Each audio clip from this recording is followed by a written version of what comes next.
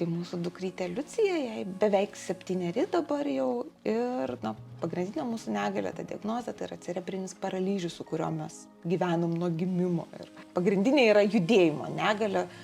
Niekad nežinai iš tikrųjų, kaip yra geriau. Mes esam ta šeima, kuri abu dirbam, užimam pagal pareigas, aš esu šiaip universiteto dėstytoja, docentė, turinti vardą ir gali atrodyti, kad tai yra kažkokios sąlygos, ar ne, kur tu gali užtikrinti tą visą gerovę.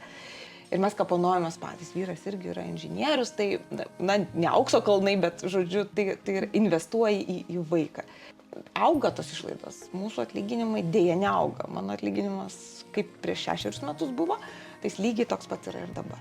Yra, ką tu gali gauti iš to vadinamo TPNC centro neįgaliesiems skirto, bet vežimėlį tu gali gauti, jie mums atvežė vežimėlį ir mes jį pakėlėm ir supratom su vyru, kad jeigu mes darželį išpakuosim tą vežimėlį, tai greit mums patiems reikės vežimėlio, 25 kg mes negalim tasyti. Tau reikia nusipirkti tada kažkokį lengvesnį variantą, kad tu būtum mobilus. Kainuoja. Parama, kurią skiria valstybė, tai yra ašaros. Tam standartiniam automobiliniai kėdutė, pavyzdžiui. Ar ne? Kai vaikas truputį paauga, pradžioj tu gali naudotis įprastais daiktais ir ta pati kėdutė tinka ir vežimėlis tinka, kol neišaugi, o paskui tiesiog tu netelpi ten. Ir tada kainos yra kosminės. Mums iš esmės tos kineziterapijos reikia kasdien. Iki tol jinai jau gebėdavo atsistoti prilaikomam.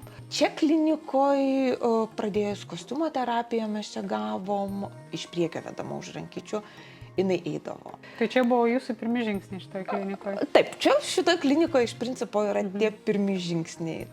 Čia ergoterapeutės sugebėjo, kad jinai tą dešinę rankytę naudotų, nes jinai ją labai mielai ignoruoja, nes su kairė yra daug lengviau. Mes atėjom čia su ta pirminė nuostata, mums reikia kineziterapijos, mums galbūt ergoterapeuto reikia labiau, bet iš karto pasiūlė, o galbūt logopedo, galbūt jums reikia. Taip, galbūt jums reikia to burnytės masažo, nes jinai turėjo ir seilėtekį gan didelį ir seilinukas buvo labai didelis draugas. Ir tiesiog, tai mes jūs užrašysim, pabandykit.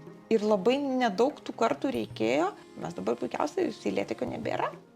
Jie tarsi įsigilino į jūsų konkrečią situaciją, ko reikia. Taip, ir mes esam labai dėkingi, tai yra kažkoks kosmosas, kaip mes čia dabar tos paramos gavom.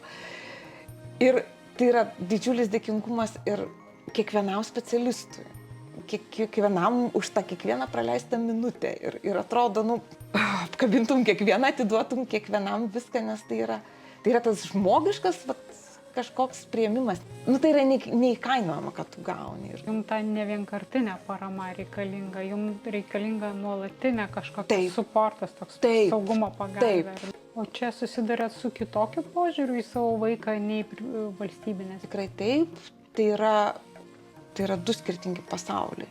Mes esam dėkingi, labai dėkingi šitam centrui, norisi pasakyti ačiū ir apkabinti kiekvieną kaip šeimos narį.